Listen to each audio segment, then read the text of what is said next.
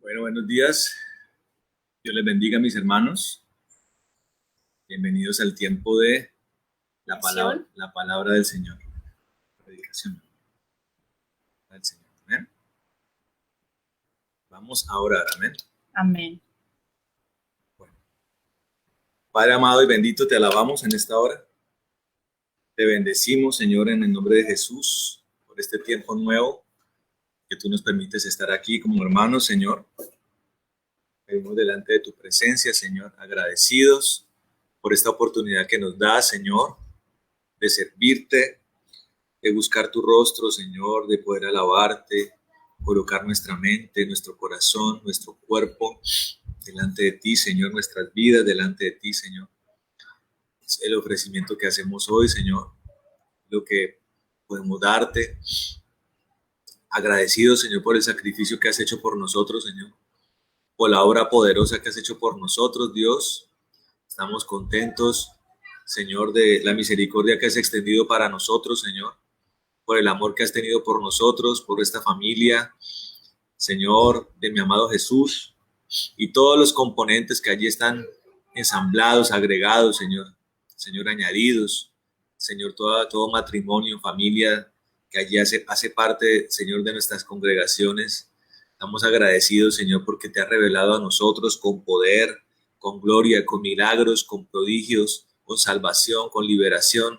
Te damos gracias en esta hora, Señor, por todos nuestros hermanos que están allí conectados, Señor, que están allí, Señor, a la expectativa de tus palabras, de lo que tienes para hablarnos, Señor. Por eso pedimos que lo que hoy se hable, Señor, es lo que venga del cielo, lo que venga de tu trono, Señor, para nuestra edificación, para nuestro crecimiento, Señor, para nuestro establecimiento, para nuestra consolidación.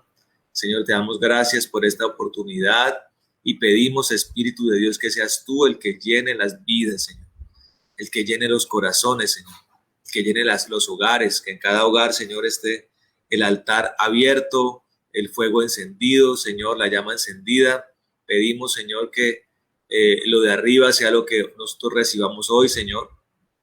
En el nombre de Jesús, que haya un incendio en nuestros corazones, Señor, que haya, Señor maravilloso, que haya, maravilloso Dios, una gloria manifiesta en medio de nosotros, Señor. Pedimos que rompas cadenas, Señor. Pedimos, Señor, que pudras yugos, que transformes corazones, que renueves el entendimiento, Señor, de nuestras vidas, que bendiga, Señor, las generaciones, a nuestros ancianos, a nuestros jóvenes, a nuestros niños, Señor, que bendigas los matrimonios, las familias, que traigas reconciliación, que traigas convencimiento de pecado, Señor, de justicia y de juicio. En el nombre de Jesucristo de Nazaret te lo pedimos en esta hora y hacemos todo esto para tu gloria, para tu honra y para tu alabanza, Señor. Amén. Por el poder que hay en ti, Señor. Atamos todo error y toda confusión en el nombre de Jesús. Todo lo que no es tuyo, Señor, lo reprendemos. Amado Dios de la gloria, nos deshacemos de él, Señor. Todo queda esto vencido, atado, echado al abismo, Señor. Y pedimos, Señor maravilloso, la victoria de la cruz, la victoria de tu resurrección en medio de nosotros por el poder que hay en ti, Señor maravilloso. En el nombre de Jesucristo de Nazaret te lo pedimos en esta hora. Señor, para tu gloria y honra, Señor, te glorificamos y te exaltamos, Dios Todopoderoso. Amén, amén y amén. Bueno, mis hermanos, es el tiempo de la palabra. Déjenme recordarles que este es un tiempo muy importante. Nosotros en nuestra vida cristiana tenemos que aprender a la integralidad. La integralidad tiene que ver con la formación compacta que Dios quiere hacer de nosotros. Amén. En todas las áreas. La palabra de Dios dice que que Él está buscando adoradores, que lo adoren en espíritu y en verdad. Gente que ame la presencia de Él, su unción, su fuego, pero también el Señor está buscando oidores de la palabra y practicantes de la palabra. Como hablamos de integralidad, una cosa no excluye a la otra, las dos van de la mano, así como la piedad y la misericordia van de la mano. La naturaleza del adorador y la naturaleza de la obediencia y del que ama la palabra del Señor están en un mismo lugar, amén. En un mismo lugar y hacen parte de una misma naturaleza. Entonces, así como hemos tenido la disposición de alabarlo, ahora tengamos la disposición para escuchar lo que tiene para nosotros el Señor, amén. Entonces, dicho esto, hermanos, hace 15 días empezamos una secuencia de enseñanzas muy prácticas, muy concretas, acerca de los escenarios predilectos del enemigo. Cuando hablamos de escenarios predilectos del enemigo,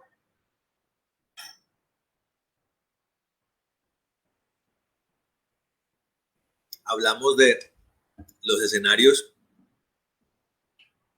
que más explota el diablo para su obra destructora. ¿Ven? La palabra del Señor dice que las obras del enemigo son matar, robar y destruir, dice la palabra. A él le gusta matar, robar y destruir, especialmente enfocado en la muerte espiritual, el arrebatamiento, el robo de las almas para la condenación y la destrucción de las vidas, de las almas y de las vidas mismas. Y hablábamos hace 15 días acerca de un primer escenario que era la guerra. Y hablábamos acerca de todo lo que tiene que ver con la guerra, de los conflictos pasionales de los corazones que nacen en los corazones de los hombres y que son conflictos que van desde lo micro hasta lo macro, desde lo pequeño, lo individual, hasta las guerras entre las naciones. También hablamos acerca de la guerra espiritual, de que tenemos una guerra convencional, pero también una guerra no convencional, que es la guerra espiritual. Y hablamos acerca de cómo en esos escenarios el enemigo actúa. Hace 8 días hablamos acerca en una sola predicación, hablamos acerca de 2 escenarios, que eran el hambre y la pobreza, que también están muy ligados al tema de la guerra. ¿Sí? Y hablamos acerca de cómo en medio cómo el enemigo le gusta moverse en esos escenarios tan catastróficos, como el hambre, como las hambrunas, ¿sí? Como la pobreza, la ruina, la escasez. Hablábamos acerca de estos asuntos. Hoy vamos a hablar acerca del último escenario y que a mi modo de ver, conforme a las escrituras, es el escenario de todos el más predilecto del enemigo. Y quiero hacer aquí una resaltación cuando digo que es el predilecto del enemigo, y es que si bien al enemigo le gusta tener al mundo, a las personas, a las naciones, en guerras, en hambres, pestes y enfermedades, el otro tema no era la pobreza, era la enfermedad, ¿sí? El hambre y la enfermedad. Dentro del hambre incluimos el tema de la pobreza. Al enemigo le gusta la guerra, le gusta la enfermedad, las plagas, las pestes, moverse en medio de todo eso. Le gusta el hambre. Aquí hicimos una resaltación acerca de que todas estas cosas eran la consecuencia de la desobediencia del hombre, la desobediencia del hombre respecto a Dios. Y cómo el enemigo aprovecha esto para destruir al hombre, para acabarlo, para milanarlo, para aplastarlo. Si bien a él le gusta moverse en medio de esto, lo disfruta, porque el deleite del enemigo es la crueldad, porque él no tiene misericordia, toda capacidad de misericordia y piedad la perdió. Recuerden que en el libro de Ezequiel, cuando habla acerca de la creación, de la conformación del enemigo, el Señor dice que él tenía un sello de perfección y que era un ser hermoso, pero la palabra dice que se halló en él maldad y conforme a esto fue transformado en una abominación. Esa abominación no tiene la capacidad del amor, ni de la misericordia, ni de la piedad. La crueldad, el ser un ser despiadado, un ser asesino, un ser implacable,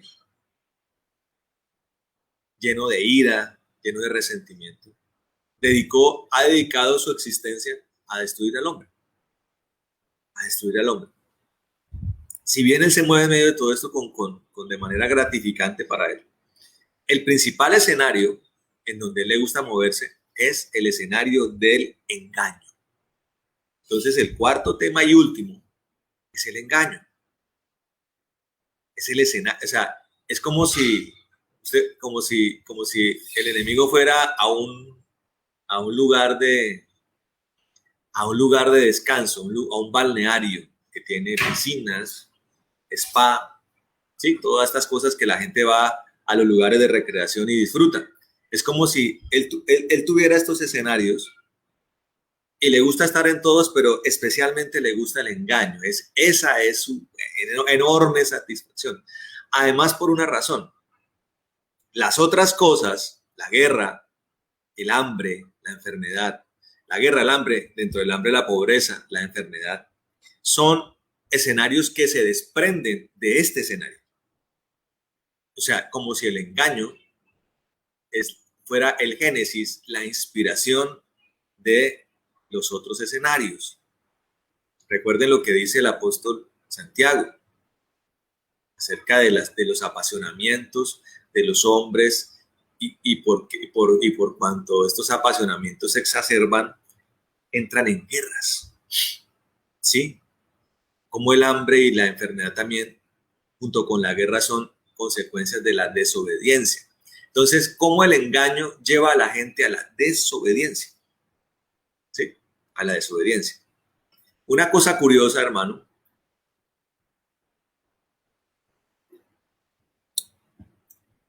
Una cosa curiosa es ver cómo la humanidad se ha propuesto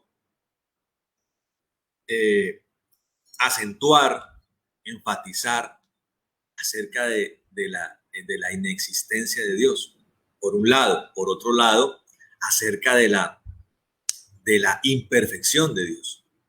Dos argumentos que han venido del engaño, de esa capacidad del enemigo de minar los corazones de los hombres y de hacerlos que se levanten contra Dios. ¿Sí? Contra Dios. Entonces, vamos a mirar, hermano, el libro de Apocalipsis. En el capítulo 6. Apocalipsis 6. Dice, vamos a leer el versículo 1 y 2. Dice, y miré cuando el Cordero abrió el primero de los 7 sellos, y oí a uno de los 4 seres vivientes que decía con voz de trueno, ven. Y miré, y he aquí un caballo blanco. El que estaba montado sobre él tenía un arco, y le fue dada una corona, y salió venciendo y para vencer. Está hablando acerca este es el pasaje acerca de los 7 sellos. Los 4 primeros sellos son 4 caballos, 4 jinetes, que desatan una serie de escenarios y de situaciones sobre la tierra previos a la venida de nuestro Señor Jesucristo. Previos. La palabra de Dios dice en la carta a los tesalonicenses que hay 2 cosas que tienen que suceder, 2 cosas que tienen que suceder esencialmente para la venida del Señor Jesucristo. Una de ellas se llama la apostasía y la otra se llama la aparición del hijo de perdición o del anticristo. ¿Sí? Entonces, respecto a la apostasía es una renuncia abierta, frontal, una renuncia deliberada contra la fe, una renuncia a la fe, a la sana doctrina. Sí, porque recuerden que la fe es por el oír. No hay fe si no hay una sana doctrina. No hay fe si no hay revelación de Dios. ¿Correcto? No hay fe si no hay revelación de Dios. Entonces, ¿esto de dónde viene? Viene del engaño. En este pasaje estamos viendo un jinete blanco montado en un caballo blanco. Es tanta la capacidad del engaño, hermano, en el enemigo, que muchas personas en la iglesia, en sus estudios teológicos, académicos, llegan a asegurar que este jinete es el Señor Jesús. Hay doctrinantes que aseguran, que afirman y que defienden esta postura, porque así como Apocalipsis 19 habla del jinete del caballo blanco, entonces este primer sello también habla de un jinete de caballo blanco, pero es una deducción muy apresurada, es una deducción muy acelerada, es una deducción que no tiene minucia, ¿sí? Porque cuando empezamos a ver esto, estamos viendo que si bien es algo que se parece, no es algo que coincida. Este jinete no es, hermano, el jinete de Apocalipsis 19. Este es un jinete que imita a ese de Apocalipsis 19. ¿Qué quiero decir con esto, hermano? Que una de las cosas por las cuales el engaño tiene mucho éxito, por decirlo así, una de las razones por las cuales el engaño se reproduce tan rápidamente y tan ampliamente es porque aparenta otras cosas, ¿sí? El engaño es una apariencia, o sea, es mostrarse de una forma que realmente no es aparentar lo que no es hacer pensar que lo que se ve es lo verdadero, es hacer pensar que lo que se está hablando es la verdad, pero realmente no la es, ¿sí? Es un mimetizaje, es un camuflaje, es una cobertura falsa, es un disfraz, es una careta, ¿sí? Ese es el engaño. Ahora, respecto al engaño, hay una descripción muy clara acerca de eso. Dice acerca del engaño que el engaño es hacer creer lo que no es verdad. Hacer creer lo que no es verdad como si fuera verdad. Hacer creer lo falso como si fuera verdadero. Y la palabra dice que en los postreros días la gente llamará a lo malo bueno y a lo bueno malo. Estas cosas ya tan pronunciadas, ya tan marcadas, tan definidas, son la evolución del engaño. Llegará a un punto hoy, de que cosas que anteriormente eran lógica, consciente y claramente malas, así como había cosas que eran lógicas, conscientes y claramente buenas, lo que se llama el sentido común. El sentido común le decía a la gente esto es mal. Mire que cuando Dios crea al hombre, Dios le crea una capacidad de entender las cosas a su alrededor. Dios nos da esa capacidad de aprender, de comprenderlas y también nos da una capacidad y una libertad para decidir hacia qué dirección vamos a llevar nuestros comportamientos. Dios nos da esa capacidad. Eso se conoce como el libre albedrío, se conoce como inteligencia, pero también está acompañada del libre albedrío, de la capacidad de decidir si hago lo bueno o hago lo malo. También en ese mismo engaño, el engaño que es hacer creer lo falso como verdadero, está en eso mismo aparecen dos cosas que son el error y la confusión. El error o la confusión. ¿Qué es la confusión? La confusión es falta de orden o claridad. Falta de orden o claridad. El capítulo 1 de Génesis, en el versículo 2 creo que es, dice, o 3, dice que la tierra estaba desordenada y vacía. Estudiosos judíos aseguran que el Pentateuco, que comienza por el libro de Génesis, habla acerca de una creación posterior. Parece ser que antes de que el hombre existiera, hubo otra creación. Y muy posiblemente esta creación anterior sea este cúmulo de cosas que se han recopilado a través de la paleontología, a través de la evidencia de la paleontología, de la arqueología, donde hubo seres que al parecer vivieron muchos años antes que el hombre,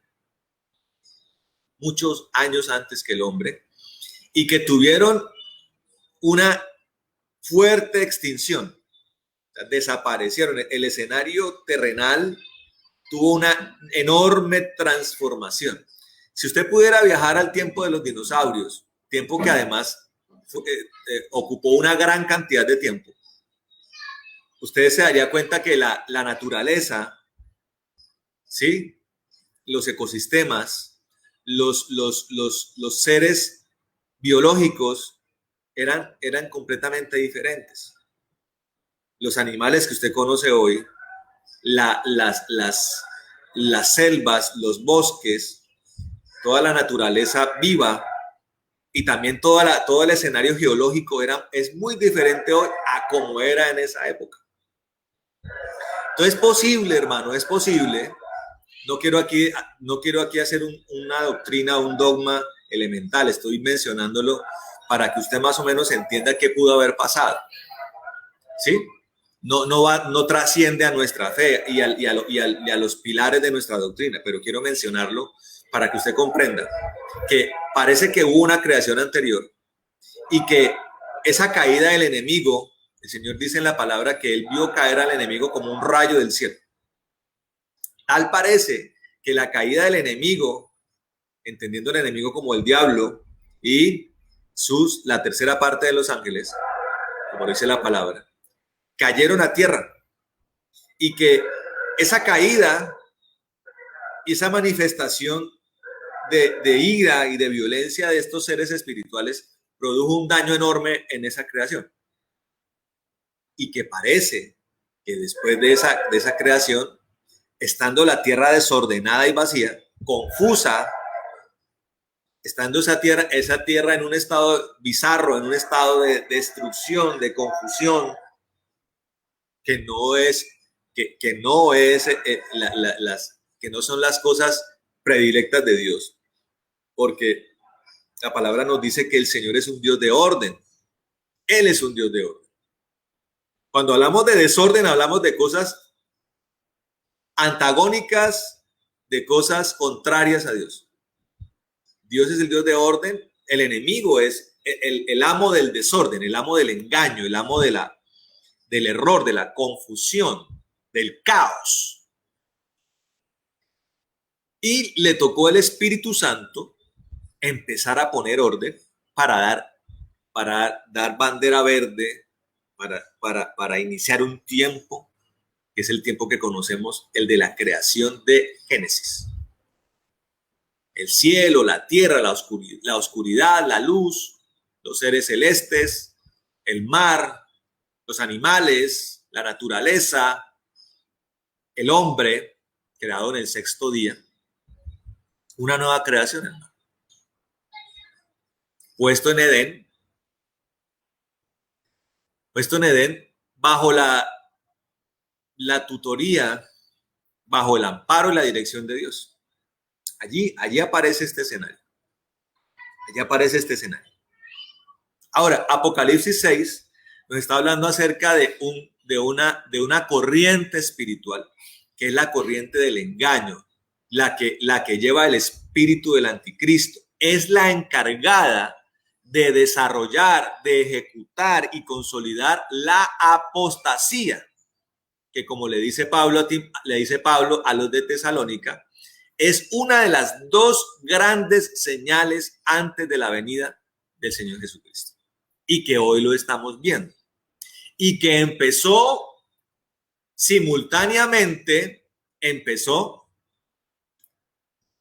ya formada la iglesia cristiana, simultáneamente aparecen las corrientes del engaño. ¿Sí? Se exacerba el engaño. Cuando aparece la iglesia cristiana, aparecen simultáneamente los judaizantes, los cuales están descritos en los libros del Nuevo Testamento, especialmente en Hechos de los Apóstoles y en los primeros libros romanos, las cartas a los Corintios, la carta a los de Galacia. Son personas que están obsesionadas y empecinadas y tienen una empresa y la cual es hacer u obligar a la gente a que ya estando el nuevo pacto de la gracia se devuelvan a el cumplimiento de un pacto anterior, derogado ya por un nuevo pacto que es el pacto de la sangre de Cristo.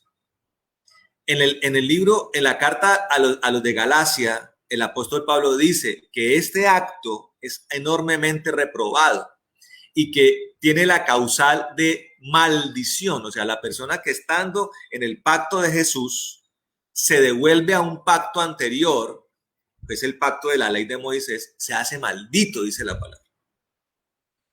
Porque se devuelve a algo menor que Cristo.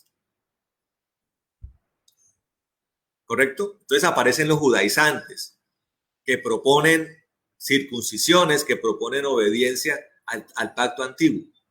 También por esa época aparecen los gnósticos, que son personas que tratan de fusionar las corrientes espirituales e ideológicas de la filosofía griega y también de la mitología griega, y lo tratan de fusionar con el cristianismo. Eso es uno de los primeros escenarios de sincretismo. Y partiendo de ahí surgen una serie aparecen también los nicolaitas, que son personas que con su doctrina atentan contra las bases morales de la iglesia. ¿Sí? Usted va a mirar también que desde esa época aparece el evangelio de la prosperidad, que está muy claramente definido acerca de lo que se predicaba en la iglesia, especialmente la iglesia de la Odisea. Desde esa época vemos una batalla espiritual contra las doctrinas de Balaam, de Balac y de Jezabel. Usted no va a creer que cuando el libro de Apocalipsis habla acerca de Balaam, de Balac en las iglesias de Asia, de Jezabel, son cosas coincidenciales con escenarios del Antiguo Testamento. Una mujer esposa de acá llamada Jezabel y con un par de seres terribles como un enemigo de Israel llamado Balac, que contrata a Balaam para maldecir a Israel. Eso no son coincidencias. Lo que está haciendo el libro de Apocalipsis, hermano, es revelar la guerra espiritual que se ha librado desde el comienzo de la aparición del hombre y de la caída del hombre, que lo hablaremos ahora. Porque si bien este jinete comienza a cabalgar con pasos fuertes, simultáneamente con la aparición de la iglesia, el escenario del engaño es algo que el enemigo lleva actuándolo desde antes de la creación del mundo. Cuando se revela contra Dios, el engaño es el arma y el escenario en el cual se desarrolla esencial y principalmente la obra de Satanás, porque logró engañar a la tercera parte de los ángeles. Ya después aparece el escenario del hombre, el cual también cae en ese engaño en el capítulo 3 de Génesis.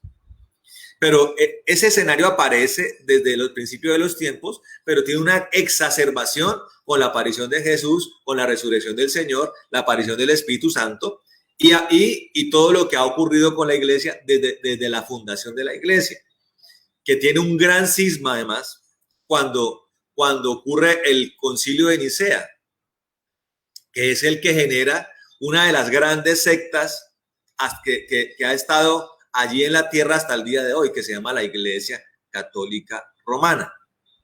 La Iglesia Católica Romana. ¿sí? Que es un gran ejemplo de la apariencia, porque ella y su doctrina aparentemente están siguiendo a Jesús, pero sus actos, sus creencias, sus doctrinas contradicen lo que ellos dicen hacer o lo que ellos aparentan, ¿correcto? Lo que ellos aparentan. Y así han surgido una serie de elementos de doctrina, de bloques doctrinales que hacen parte de este engaño. Hacen parte de este engaño. Y que curiosamente surgen desde el error, desde el engaño, desde la confusión y exploran, se proyectan hacia los otros escenarios, guerras, hambres, pestes, pobreza, los cuales, cuando usted mira el libro de Génesis, hacen parte de los otros tres jinetes. Está el jinete del caballo blanco, están los otros jinetes donde hay hambre, pestes, pobreza, guerras, están caminando simultáneamente. Pero este jinete es el único que tiene una serie de facultades y son que tiene una corona, o sea, que actúa con realeza y que sale venciendo y para vencer. O sea, básicamente, este jinete tiene un poder para vencer y conquistar. Además, tiene corona. Además, es desatado primero. ¿Qué quiere decir esto? Que este jinete comanda y dirige a los otros tres. Y eso coincide con lo que a mí Dios me ha mostrado. Alguna vez, yo creo que lo mencioné en algún culto, Dios me mostró en un sueño. Yo tuve que salir a una azotea porque estaban empezando, estaban apareciendo un escenario, no sé si usted lo ha visto por televisión, cuando viene la temporada de tornados en Estados Unidos. Eso es uno tras otro. En el verano en Estados Unidos aparece la temporada de tornados, especialmente en medio del país, todo lo que es Arkansas, Oklahoma, esta parte central de Estados Unidos comienza a sufrir la temporada de tornados. En este sueño yo veía 4 jinetes y uno de ellos comandaba a los otros 3. Y el que comandaba tenía corona, se parecía al Señor Jesús, tenía barba, vestidos reales, tenía arco, espada, y era más grande que los otros 3. Los otros 3 eran también poderosos, pero eran más pequeños, y eran dirigidos por el caballo blanco. Y cada uno de ellos montaba sobre un tornado, y por donde pasaban todo lo destruían. Un tornado puede tener velocidades de 400, 500 kilómetros por hora en su núcleo, lo cual produce una serie de desastres terribles. La gente que pasa por eso, las pérdidas son millonarias, cosechas, casas, poblaciones enteras son destruidas por los tornados. Y así aparecía el enemigo. Y a mí Dios me advertía acerca de 2 cosas: de fortalecer las bases de nuestro hogar, y segundo, mantener las vestiduras limpias. Teniendo esto, esa fuerza espiritual no tenía capacidad contra nosotros. O sea, Dios está mostrando el peligro, Dios está revelando lo que está aquí en la palabra en este tiempo y nos está advirtiendo acerca de las cosas que necesitamos tener muy presentes para evitar que esos poderes espirituales nos afecten. Eso, hermano, es lo que bíblicamente se llama vigilar. Estar vigilantes, estar conscientes de lo que está pasando y actuar conforme a eso. Prepararnos, ataviarnos, orar sin cesar, mantener la santidad, predicar la palabra, enseñarla, defender la sana doctrina y andar en el espíritu, hermano. Es esa la forma de vigilar y resistir estas corrientes espirituales de este tiempo que al que encuentren mal ubicado, mal parqueado, lo van a arrastrar. Hablando de todo este proceso, de fortalecimiento de la iglesia, de constitución, de crecimiento, de evolución de la iglesia en el tiempo, aparece un escenario, hermano, que es el escenario de la reforma. La reforma. Memorices esta palabra, reforma. En ese momento aparece una serie de líderes que son importantes en este tiempo. Martín Lutero es uno, Juan Calvino y otra serie de reformistas que se rebelan contra el imperio y el dominio religioso y espiritual de la Iglesia Católica. En el caso de Martín Lutero, su gran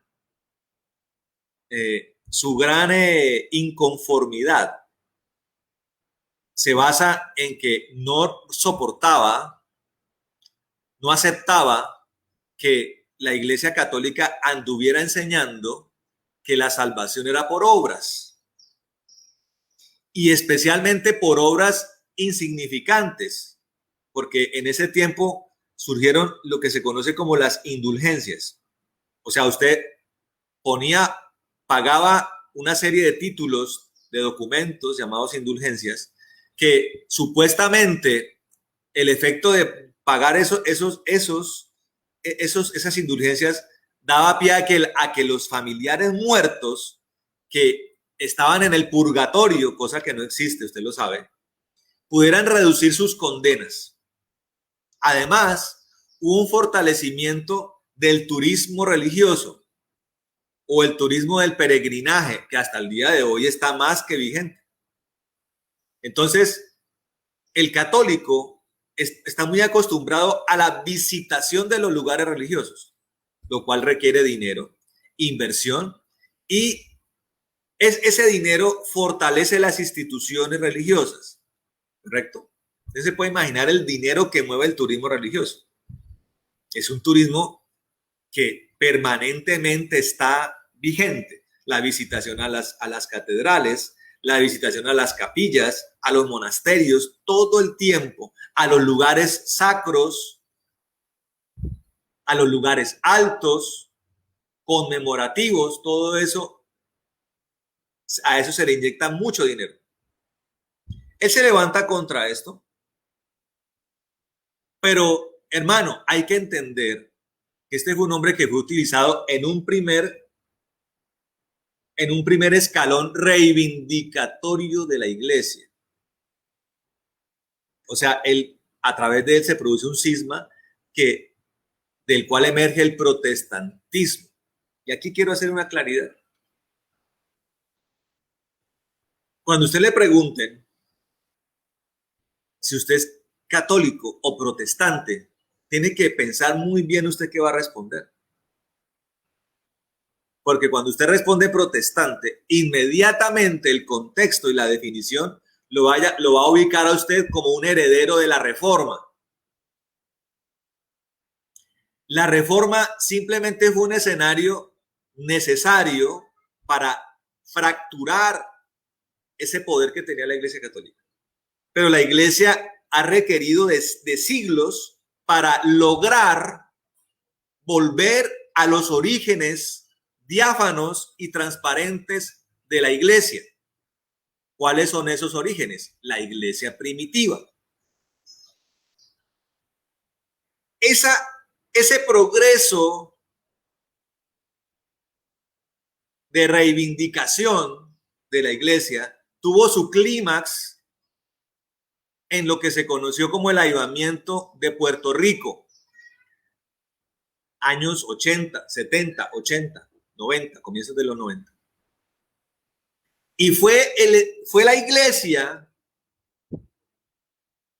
que, mirando las escrituras, más se ha parecido a la iglesia primitiva. Milagros, sanidades, bautismo del Espíritu, fuego, poder de Dios.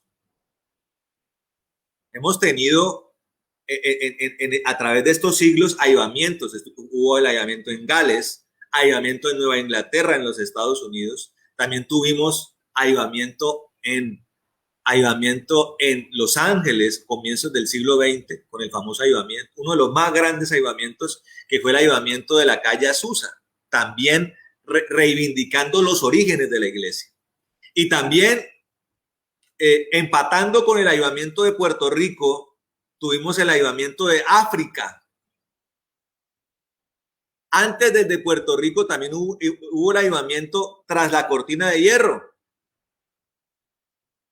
Pero esa evolución nos ha llevado a los actuales, a la actual herencia de los últimos avivamientos, de Azusa, de Puerto Rico, de África, que es lo más parecido a la iglesia primitiva. Y es en gran margen lo que se conoce como el pentecostalismo actual. Y usted va y lo compara con la iglesia primitiva, y está viendo una combinación de cosas. Procura de la sana doctrina y también mover del espíritu, con todo lo que eso conlleva: liberaciones, sanidades, milagros, señales. Eso es lo reivindicatorio, una real reivindicación de la iglesia. Sana doctrina, poder de Dios en milagros, sanidades, liberaciones y prodigios. Amén.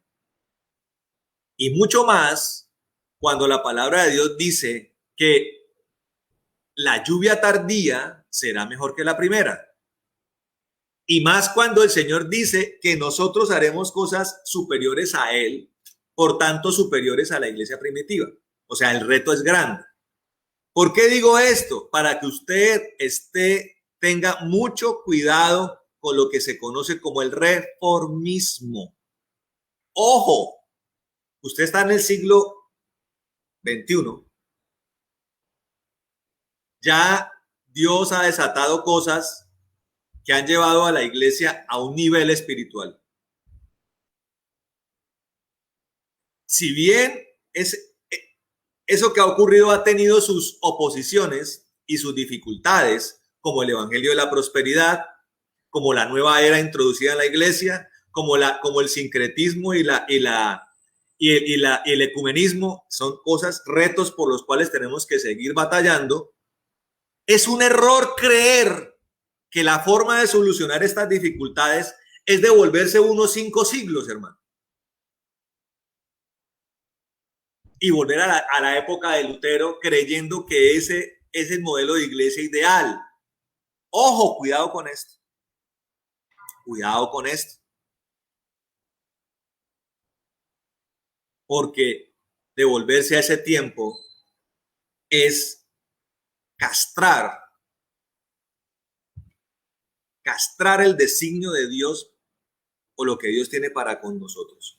Porque esas corrientes reformistas, si bien tienen una especial atención por el estudio bíblico, desprecian notoriamente el mover del Espíritu Santo, que claramente en ese tiempo no existía y que necesitó posteriormente avivamientos para complementar la característica, la naturaleza, la evidencia de que nosotros somos el pueblo de Dios. Ahora, el reformismo, hermano, habla acerca de la sola scripta, o sea, un enfoque exclusivo a la escritura, un estudio literal de la palabra. Pero esto se ha hecho muy mal, hermano, porque cuando usted excluye al Espíritu Santo, está excluyendo a aquel que le va a ayudar a entender con claridad la palabra de Dios, en su fondo, en su contexto, en su coyuntura, hermano. Nosotros no podemos aceptar, hermano, conceptos como el cesacionismo, que está muy ligado al reformismo, y creer que solamente vamos a recurrir a la disciplina, a la disciplina del monasterio, a la disciplina del seminario, disciplina académica, y vamos a renunciar a la libertad del mover del espíritu, hermano, a través de dones, a través de talentos, a través de bautismo del espíritu, a través del fuego, del poder, de la gloria, de sanidades, de prodigios, de señales, y además de un entendimiento claro de las escrituras. Sin el espíritu no se puede. Además, hermano, porque usted tiene que entender que cuando el Señor venga, Él no va a mandar a sus ángeles para que vayan detrás de los que tienen mucho tiempo en las abadías o en sus lugares de estudio, o los que han pasado mucho tiempo en los seminarios o en el estudio bíblico, literal, simplemente académico. El Señor va a enviar a sus ángeles para que recojan y rapten a aquellos que están llenos de la unción de Dios. De la unción de Dios. Un día, aparecido el Señor Jesucristo, le dijeron a Juan el Bautista: profeta, ya está el Mesías acá. Él, un hombre inteligente, dijo: esto tengo que confirmarlo. Mándenle decir al que dice ser el Mesías, o al que ustedes dicen que es el Mesías, que cómo hago yo para saber que él es el Mesías. Le llevaron el mensaje al Señor Jesús, y el Señor Jesús le respondió: díganle a Juan que los ciegos ven, que los mudos hablan, que los sordos oyen, que los cojos caminan.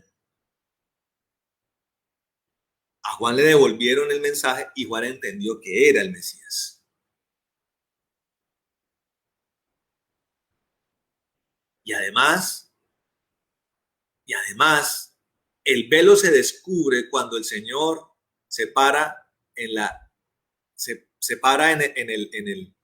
el altar de la sinagoga de Capernaum y abre el libro de Isaías en el capítulo 61.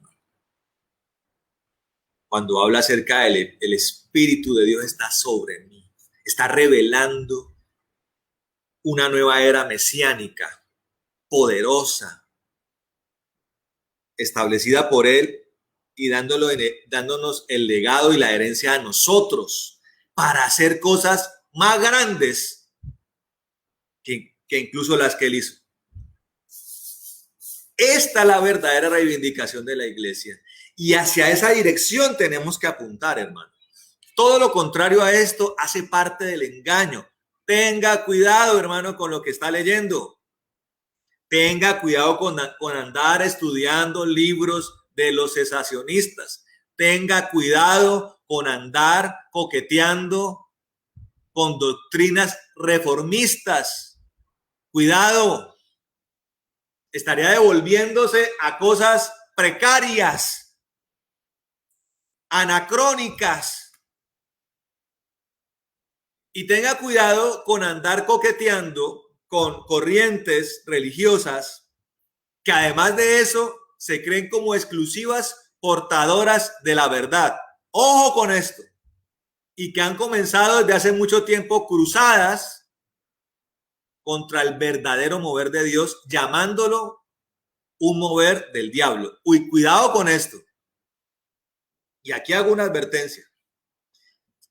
Estos extremos peligrosos, sectarios, han llegado a un punto en que han dicho que la cosa, según ellos, la cosa está tan mal que todo debe ser derrumbado. Todo tiene que ser derrumbado. Ojo con esto.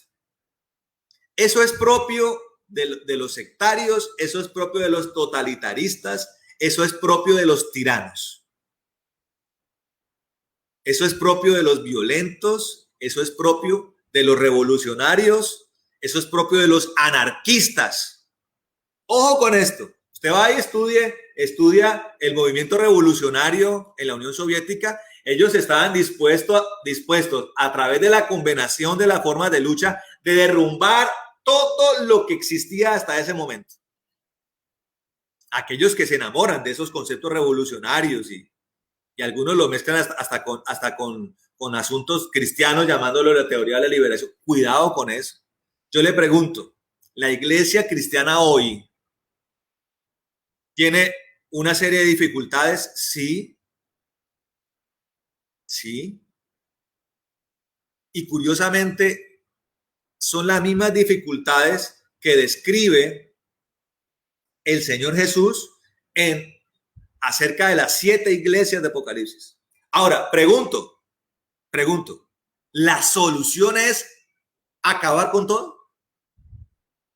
Allá están los que liberan endemoniados, acaben con esos. Allá están los que oran por sanidades, hay que desconocerlos, hay que perseguirlos, hay que atacarlos. Allá están los salmistas, los cantores. La música cristiana hasta el día de hoy es una basura. Vamos a hacer música nueva. Oiga, ojo con esto. Esa corriente sectaria hoy está diciendo que todo lo que se ha compuesto, todo lo que se ha escrito a nivel musical, de adoración, de alabanza para Dios, es basura. Todo es basura. Ahora nosotros, los adalides de la verdad, vamos a componer nuestras propias canciones. Son las verdaderas. Ojo con esto, hermano. Si usted mira el libro de Apocalipsis, el mismo Dios que dijo acerca de las iglesias de Asia, él decidió acabarlas a todas. Él decidió decir borrón y cuenta nueva.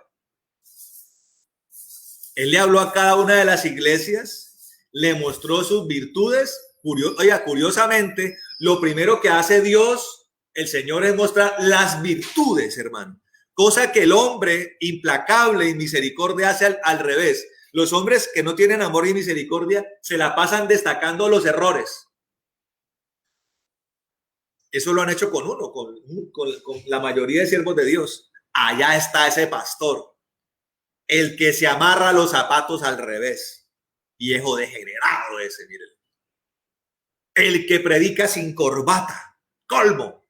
Oiga, hermano, Dios hace lo contrario. ¿Usted cree que Dios me está viendo hoy la camisa que tengo puesta? ¿O la camiseta que va debajo de la camisa? No, está viendo mi corazón. Hoy Dios está destacando las virtudes de sus hijos, pero también Él resalta posteriormente los defectos. Por eso le dice a las iglesias, muestra las virtudes y después le dice, pero tengo contra ti, dice el Señor. Y cada una difiere en sus defectos. Unas permiten que Jezabel predique en el altar, enseñando a la gente a pecar. Otros permiten las doctrinas de Balán y de Balac. Otros practican permiten la doctrina de la prosperidad, como la Odisea.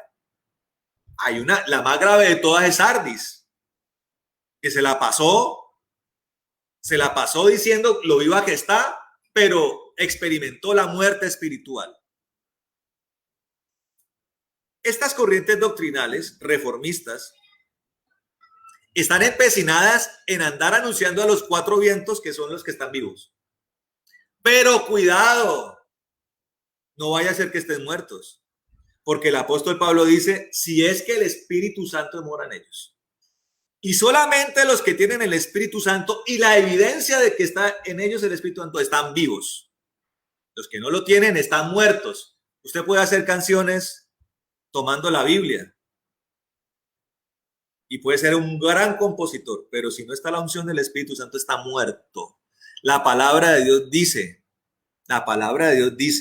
oiga esto, la palabra de Dios dice, la letra mata, el Espíritu vivifica. Mire, hermano, nada tiene más unción que un buen Agnus Dei, hermano. Vaya usted, busque los Agnus Dei que hay en YouTube. Esa Dios de la gloria que cantó ya de ante canción de A Dios sea la gloria. Aleluya. ¿Se necesita ser un genio? ¿Se necesita recitar la Biblia entera para saber que ahí está la unción de Dios? Yo le pregunto. Entonces, hermano, cuidado con estas cosas. Cuidado con estas cosas. Tengan mucho cuidado porque está cabalgando el jinete engañador. Está cabalgando. Y como les decía, hermano, les decía, desde el comienzo de los tiempos, el enemigo está actuando con el engaño.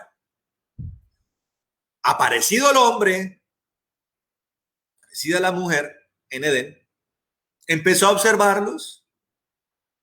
Siempre he enseñado, hermano, o la palabra nos enseña, que una de las, aparte de ser el engaño, la herramienta por excelencia del enemigo, esa está acompañada de otra cosa que tiene el diablo.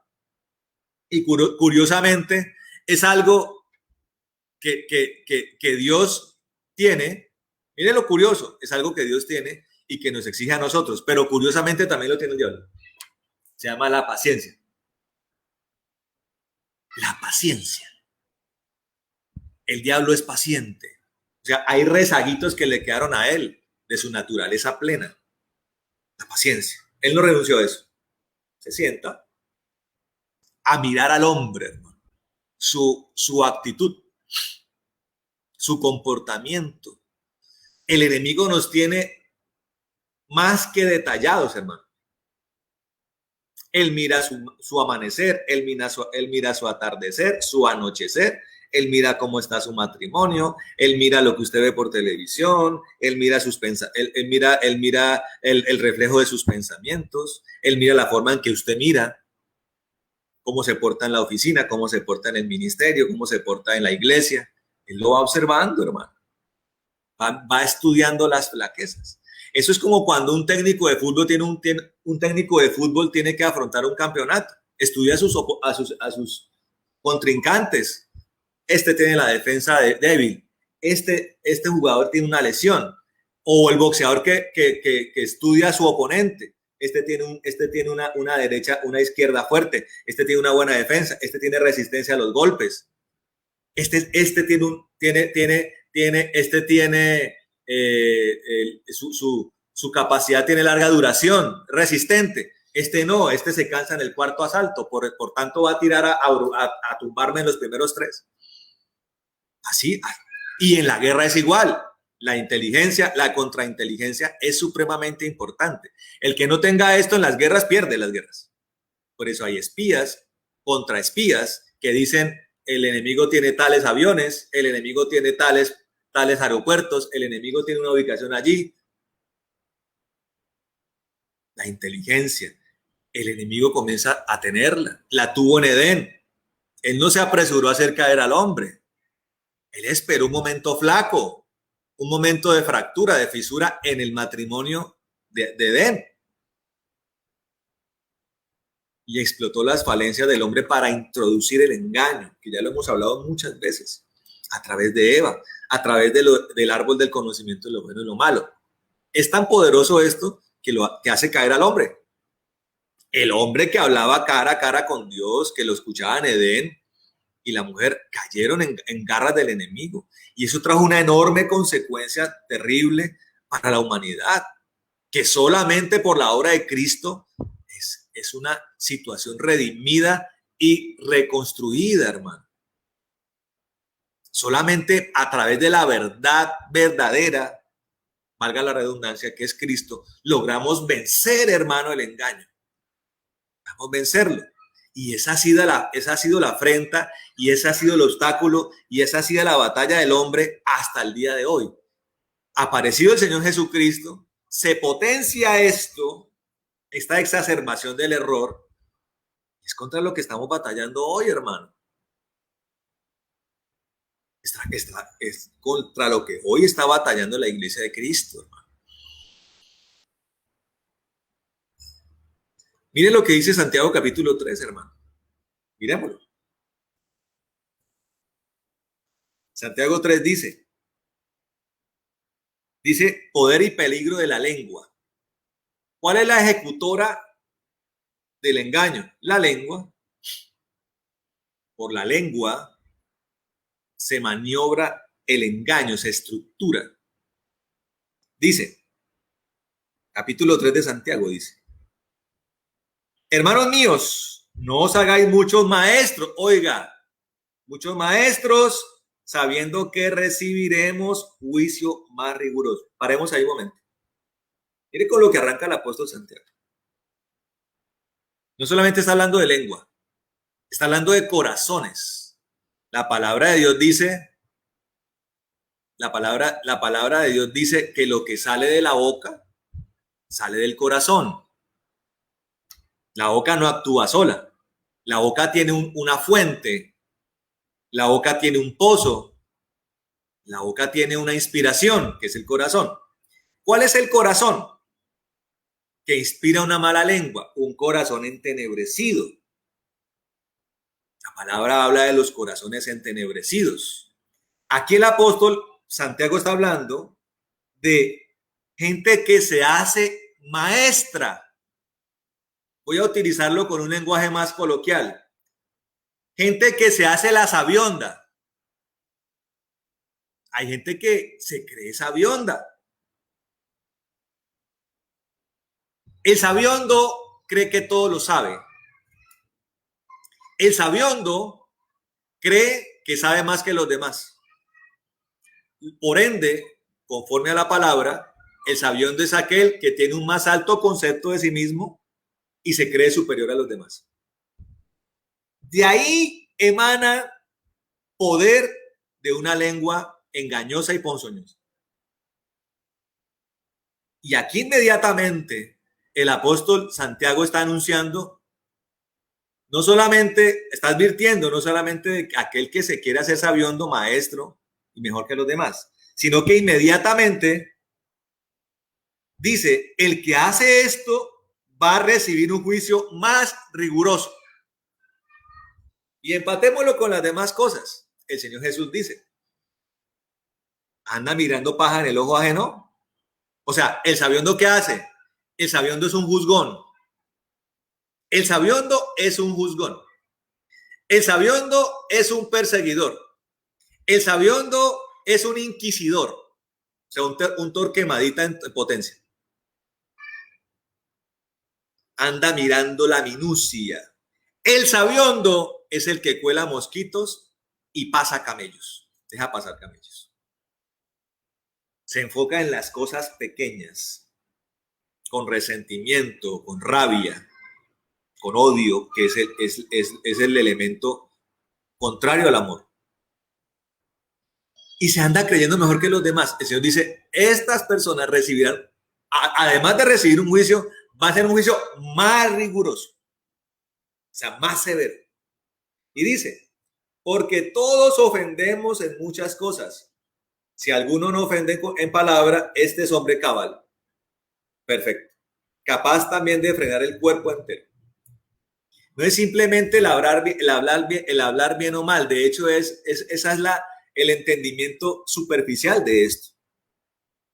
Estamos hablando de la lengua sabionda, de la lengua juzgona, de la lengua inquisidora, de la lengua que se cree más que los demás.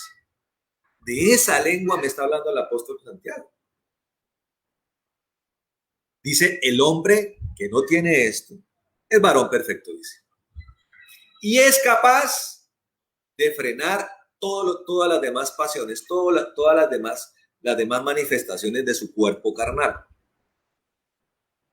O sea, imagínense, la persona que tiene amor, que no anda en de juzgón, que tiene misericordia. Además, el Señor Jesús dice, el que anda mirando paja ajena, saque el tronco que tiene en su ojo. O sea, la persona que tiene amor, misericordia, entiende que el primero que tiene que ser evaluado es uno mismo, hermano. ¿Qué hace el sabiondo? El sabiondo no admite críticas. El sabiondo considera que está perfecto. El sabiondo cree que todo lo tiene bien. Eso no es humildad, se llama soberbia, se llama altivez. Cosas que ya el Señor nos enseñó hace unos domingos, hay que demoler si queremos entrar al reino de los cielos. El Señor dice, sea manso y humilde. ¿Qué es ser humilde? Tener la capacidad de reconocer nuestro propio estado. Y además, la voluntad de dirigirse hacia una transformación.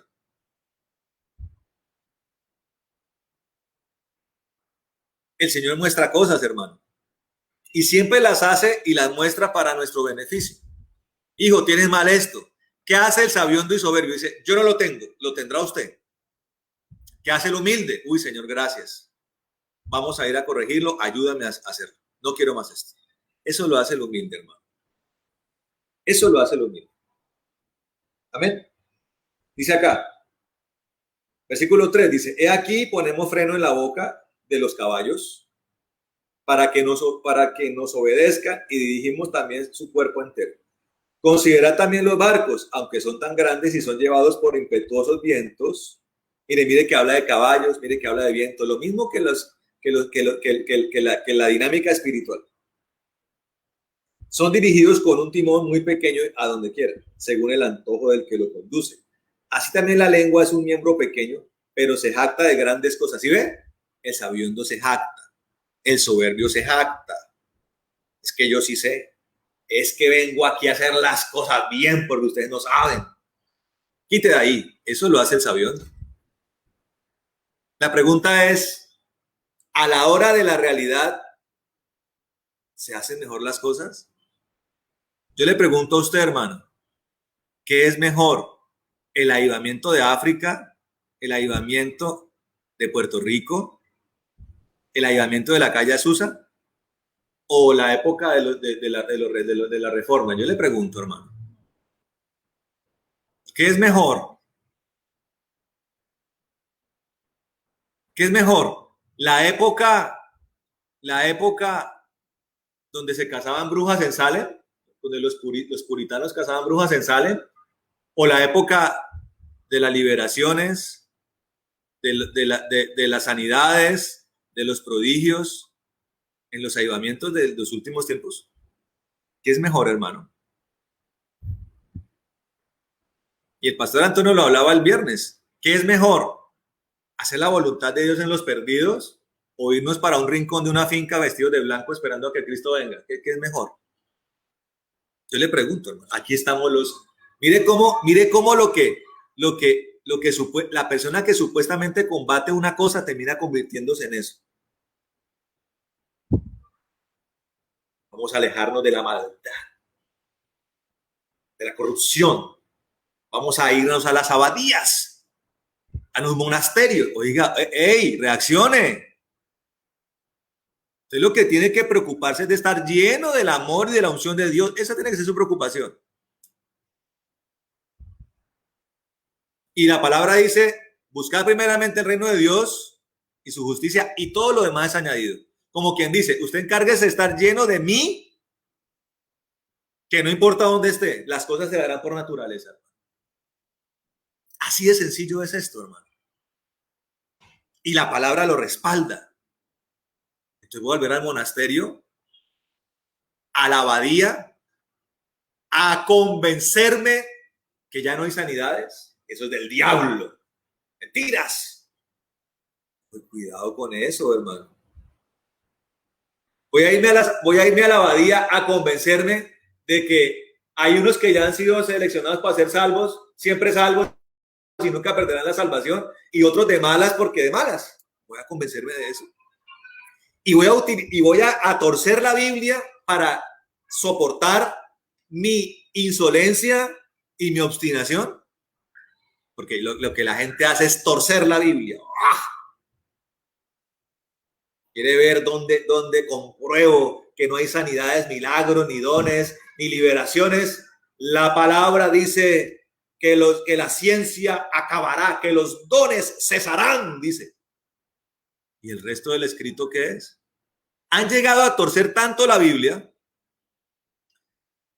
que prominentes doctrinantes con muchos seguidores han dicho que el capítulo 14, donde el apóstol Pablo habla acerca de las lenguas, de la profecía y de la interpretación de lenguas, era el monólogo cómico del apóstol Pablo, que era una burla de un capítulo de Pablo hacia los dones, hacia las lenguas, hacia la profecía y hacia la interpretación de lenguas.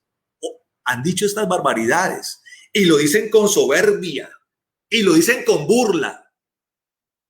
Cuidado, hermano, con estas cosas.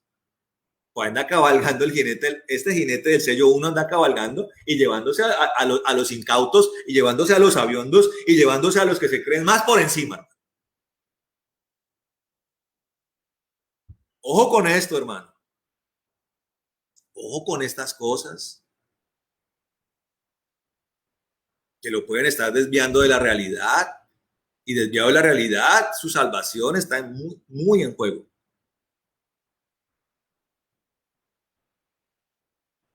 Nosotros tenemos batallas hoy. Claro, hermano, tenemos que batallar por la sana doctrina. Hay retos.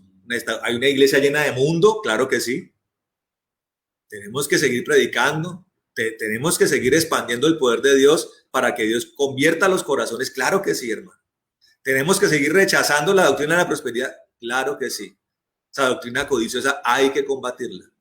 Hay que predicar el evangelio para que la gente no caiga en gnosticismos, ni en nueva era, ni caiga en cosas judaizantes, claro que sí, hermano. Hay que seguir desnudando los falsos apostolados, ¿cómo no? Y las falsos profetas, claro que sí, hermano. Pero no puede ser a costas de un error tan grande, hermano, como echar para atrás, creyendo que ahí está la solución. Cuidado con estas cosas, hermano. Porque pasar de la gloria de Dios a la religión es igual de malo que pasar del pacto de Cristo al pacto de Moisés. Leas el libro de los Gálatas para que entienda un poco mejor.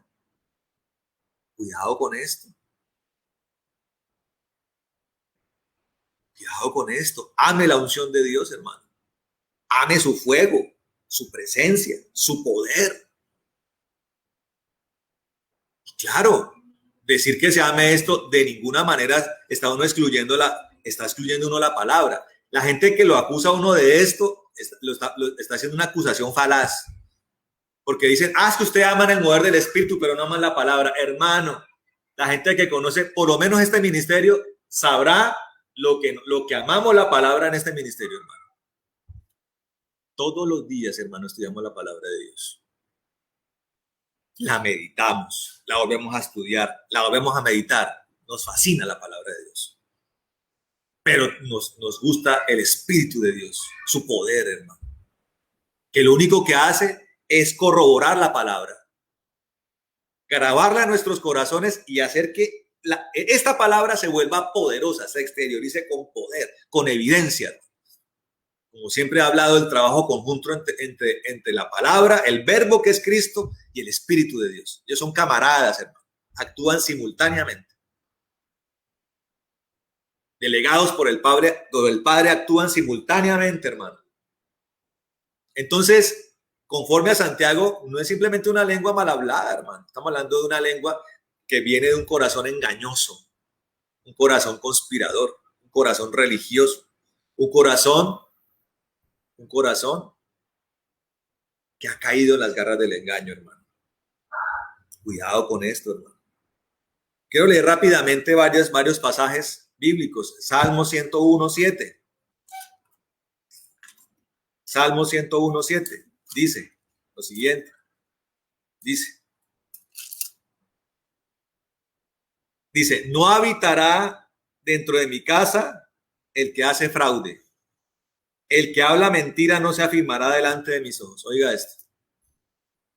El que haya caído en presa del engaño y por tanto lo hable, dice el Señor, no habitará delante de mis ojos.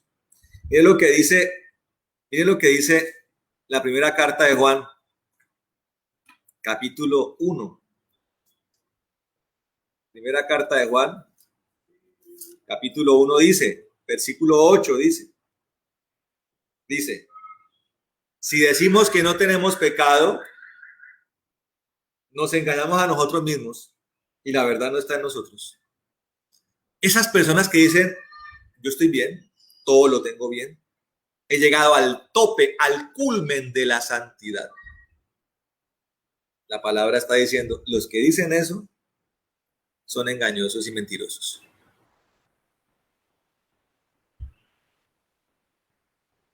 Están mintiendo, hermano. Y están tapando con un sepulcro blanqueado, con una vestidura de religiosidad, sus enormes problemas internos. Va usted a mirar, los que caen en estas cosas, va y mira, tienen demonios, falta de sanidad interior, falta de perdón, resentimiento, amargura hay en ellos. Y se visten de inquisidores y de cruzados como una forma de ocultar su realidad interna. Falsa piedad, falso amor, falsa misericordia. Es una realidad, hermano. Miren lo que dice segunda carta a los Corintios, capítulo 11. Segunda carta a los Corintios, capítulo 11, versículo 13 dice, porque los tales son falsos apóstoles, dice. Obreros fraudulentos, perdón, porque los tales son falsos apóstoles, obreros fraudulentos, disfrazados como apóstoles de Cristo. Y dice, y no es de maravillarse, o sea, no es una cosa rara, porque Satanás mismo se disfraza como ángel de luz. Oiga, a la apariencia de piedad es lo característico en estas personas.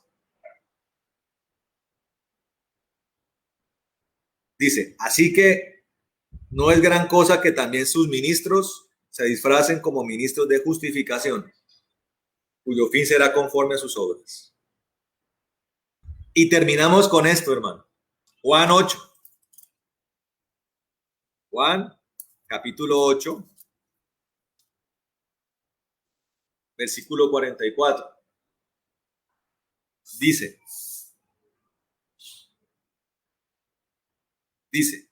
vosotros, o sea, esas personas, sois de vuestro padre el diablo y queréis satisfacer los deseos de vuestro padre. Él era homicida desde el principio y no se basaba en la verdad, porque no hay verdad en él. Cuando habla mentira, de lo suyo habla, de lo suyo propio habla, porque es mentiroso y padre de mentira. Él es el padre del engaño, hermano. Él es el padre de lo falso. Él es el padre del engaño y del homicidio. Entonces hay que tener cuidado con estas cosas, hermano. Yo voy a dar unas pautas muy rápidas, hermano. Tenga cuidado con estos doctrinantes que hablan estas cosas, que promueven estas cosas. Y niéguese a cosas como el cesacionismo o como a las limitantes del espíritu. El Señor necesita hacer una obra poderosa en nosotros, una intervención profunda en nuestra vida, en nuestra alma, en nuestro corazón. En nuestro corazón. Necesitamos pasar por liberaciones, por sanidades interiores, por limpieza de corazón, de raíz de amargura, de muchas cosas que necesitamos remover de nuestras vidas. Simultáneamente a la palabra de Dios actuando en nosotros. Amén. Una verdadera obra del Señor, hermano, en nosotros elimina todo resentimiento. Mire, cuando hay heridas abiertas, resentimiento, tendencia al conflicto de corazón, estamos hablando de corazones que no han sido restaurados, de personas que no han nacido de nuevo, hermano. Ese tipo de personas caen fácilmente en estas cosas. Permita, hermano, que la obra del Espíritu Santo actúe en usted hasta que sea libre de todo lo que esté pendiente en su vida. Amén.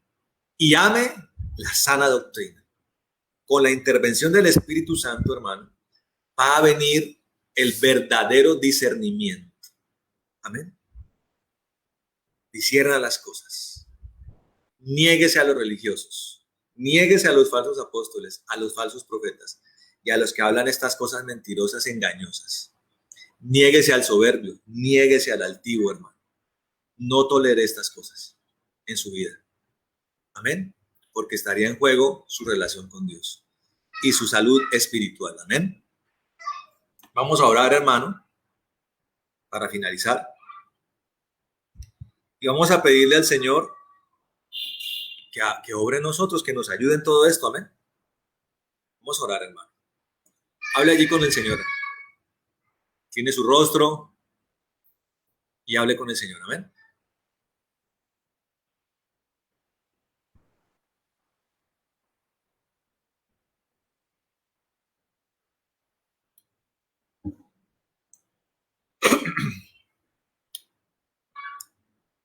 Bueno, Padre amado, en el nombre de Jesús de Nazaret, te damos gracias por este tiempo, Señor.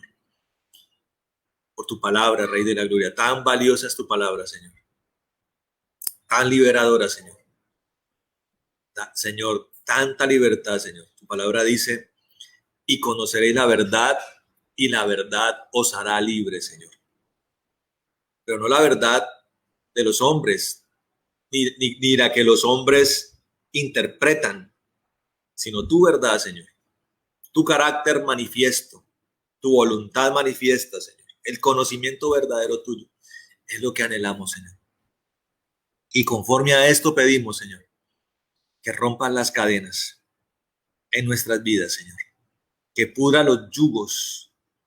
Yo te pido, hoy te pido, Señor Jesucristo, Espíritu de Dios, en el nombre de Jesús, pido que toque los corazones, Señor. Señor, sana los corazones de toda herida, Señor, de todo resentimiento, de toda infección, Señor, dolor, Señor maravilloso. Señor, derrumba estas cosas, límpialas, derrumba el orgullo, Señor, la soberbia, la altivez. Señor maravilloso, tu palabra dice que consideremos a nuestro prójimo como superior a nosotros, Señor. Considerémoslo como superior, Señor. Hagámonos como ellos. Actuemos con mansedumbre, con humildad, Señor, en todo momento. Si hay algo, Señor, en lo que nos gloriamos es en lo tuyo, Señor. Si hay sabiduría, que sea la tuya. Si hay inteligencia, que sea la tuya, Señor, no la nuestra. El apóstol Pablo dice, Señor, que todo lo tenemos por basura con tal de tenerte a ti, Señor. Señor maravilloso, hoy renunciamos a todas estas cosas, Señor. Hoy renunciamos a toda altivez, a todo prejuicio, Señor, a toda soberbia, a todo orgullo, Señor maravilloso. Señor, a todo control, renunciamos a estas cosas, Señor. Quítala de nosotros, no queremos esto, Señor. Queremos lo de arriba, Señor maravilloso. Quema con tu poder, Señor, toda raíz de amargura, todo huevo de áspid, Señor, toda hiel, todo veneno. Destruye toda hojarasca, abrojo, Señor. Elimina de nuestras vidas toda escoria. Señor, toda cizaña, quémala, todo escombro, destrúyelo, Señor. Ahora mismo. Hoy queremos pedirte que toda falsedad, que todo engaño, que todo error sea destruido en el nombre de Jesús. Atamos estos espíritus malignos y los echamos al abismo en el nombre de Jesús. Señor, y todo rezago, Señor, de la falsa doctrina, de la mentira, de la falsa profecía, del falso apostolado, Señor, de corrientes espirituales que no son las tuyas. Hoy pedimos que nos limpies, Señor, que nos limpies. Queremos lo de arriba, Señor. Queremos ser reivindicados en lo verdadero, Señor, en esa iglesia preciosa, tan poderosa, Señor, que con la sombra del apóstol Pedro se sanaban los enfermos, Señor. El Espíritu Santo cayó sobre gentiles, había dones repartidos, Señor, y esos dones estaban acompañados por amor, por coinonía, por solidaridad, por liberalidad, por generosidad. Se oraba por los enfermos, Señor maravilloso. Se liberaban los endemoniados, Señor. Se hollaban serpientes y escorpiones. que son demonios, Señor. Había guerra espiritual y dominio sobre el mundo espiritual. Hoy queremos esto, amor por tu palabra, adoradores en espíritu y en verdad. Eso somos nosotros, Señor. No somos una parte de eso. No somos una parte que excluya a la otra, no. Queremos todo lo tuyo, todo lo que viene de ti, conocerte realmente, no imaginarnos quién eres tú, sino conocerte realmente y confirmarlo en la palabra, evidenciarlo en la palabra. El Cristo de la palabra es el que conocemos, es el que vemos, es el que escuchamos, es el que adoramos, es el que olemos, es el que abrazamos. El Espíritu de Dios, el que se movía sobre las aguas, el que puso orden en la tierra, en una nueva creación, es el que tenemos en nuestros corazones, el que fluye como fuego, como poder, con las mismas señales que el Señor Jesús hace, que los apóstoles hacían, y más aún, Señor. Ese es lo que queremos y anhelamos, Señor. Todo lo que vaya en contra de esto lo desechamos, lo despreciamos, Señor maravilloso. Atamos todo espíritu de religiosidad en el nombre de Jesús de Nazaret. Todo espíritu farisaico de mentira lo atamos en el nombre de Jesús de Nazaret y lo echamos al abismo en esta hora. Señor, espíritu de error, de confusión, los atamos en el nombre de Jesús de Nazaret y los echamos al abismo en el nombre de Jesucristo, Rey de la Gloria. Trae libertad a tu pueblo, Señor. Un deseo profundo por entrar en tus aguas, por dejar el pecado, Señor maravilloso, por actuar en el amor verdadero, en la misericordia verdadera, Señor maravilloso. Que nuestro seminario sea el Espíritu Santo, habitando en el Espíritu, la llenura del Espíritu, bautismos del Espíritu, bautismos en fuego todos los días, sumergimiento, Señor, en ti. Que no cesemos un solo día, Señor, de hacer estas cosas y de anhelarlas, Señor, y de ir aparejando nuestra entrada al cielo contigo, maravilloso Dios. En el nombre de Jesucristo de Nazaret, Rey de la Gloria, te lo pedimos en esta hora. Ayúdanos en todo esto, Señor. Bendícenos. Y también pedimos, Señor, que sanes nuestras mentes, nuestros corazones, nuestros cuerpos. Libéralo de toda enfermedad, Señor. En el nombre de Jesucristo de Nazaret. Toda enfermedad quede clavada en la cruz del Calvario, Señor. Y todo espíritu de enfermedad quede atado, echado al abismo en el nombre de Jesús de Nazaret. Te lo pedimos en esta hora, Señor. Gracias te damos por este ciclo de enseñanza, Señor. Tan edificantes, tan liberadoras, Señor. Gracias, Dios, para movernos con mayor excelencia, Señor. Llénanos de ti, Señor. Desata el espíritu tuyo, Señor. Espíritu de temor, de consejo, de poder, de inteligencia, de sabiduría, de conocimiento. Tu plenitud, Señor maravilloso, en medio de nosotros. En el nombre de Jesucristo de Nazaret te lo pedimos en esta hora, Rey amado. Señor Santo, bendícenos en esta hora, Señor. Señor, bendice nuestras alacenas, nuestras despensas, nuestras mesas, nuestros lugares de reserva, nuestros lagares, nuestros graneros, nuestras cosechas, nuestras tierras, nuestros ganados, el fruto de las manos del conocimiento, Señor. Atamos todo espíritu de ruina, de pobreza, de miseria, de escasez, lo atamos en el nombre de Jesús y lo echamos al abismo. Pedimos, Señor, que reprendas el devorador de las vidas, que abra las ventanas de los cielos para que haya abundancia y sobreabundancia, Señor. Que, Señor maravilloso, que en nuestras familias no haya justo desamparado ni hijo de justo que mendigue pan, y que prosperemos en todo como nuestra alma prospera, Señor, en el nombre de Jesucristo. Señor, gracias, Dios. Atamos toda retaliación y venganza en el nombre de Jesús y la echamos al abismo, Señor de la gloria, por el poder que hay en ti, Señor, por el poder que hay en ti, Señor maravilloso. Ayúdanos, bendice nuestra entrada, nuestra salida. Oramos como lo hizo Aarón, que tú nos bendigas y nos guardes. Haga resplandecer tu rostro sobre nosotros. Ten de nosotros misericordia, Señor. Alces tu rostro sobre nosotros y pon en nosotros paz, Señor. En el nombre de Jesucristo, te lo pedimos en esta hora, Rey amado. Señor, dándote las gracias a ti, Señor. Señor, que se cumpla el propósito de todos nuestros hermanos, de esta familia llamada, mi amado Jesús. Se cumpla el propósito, Señor. En el nombre de Jesucristo. Que ninguno se pierda, Señor, sino que todos accedan a la vida eterna, maravilloso Dios. En el nombre de Jesús de Nazaret. Gracias te damos, Señor. Gracias te damos, Señor. Bendito sea tu nombre, Dios. Bendito seas tú, Señor. Señor, que sea nuestro deleite, que sea nuestra delicia, Señor maravilloso. En el nombre de Jesucristo te lo pedimos. Señor maravilloso, gracias, Dios. Gracias. Gracias, amado Rey. Que sea un buen día, Señor. Señor, que sea un buen día para todos nosotros, Señor. Una buena semana. Señor maravilloso. Señor, en el nombre de Jesucristo, también oramos como Javes, que tú nos bendigas, ensancha nuestro territorio, Señor, que tu mano esté con nosotros y nos libre de todo mal para que no nos dañe, en el nombre de Jesús. Amén y amén. Bueno, mis hermanos, Dios les bendiga, que de verdad sea de provecho y de libertad todas estas cosas. Recuerda, hermano, tomar estas herramientas, hablarlas y trabajarlas con Dios en el cuarto secreto, amén, para que haya completa libertad de nosotros. Dios los bendiga. Nos vemos el martes para la oración de intercesión, amén, en el nombre de Jesucristo. Los bendecimos. Les amamos, mis hermanos. Amén y amén.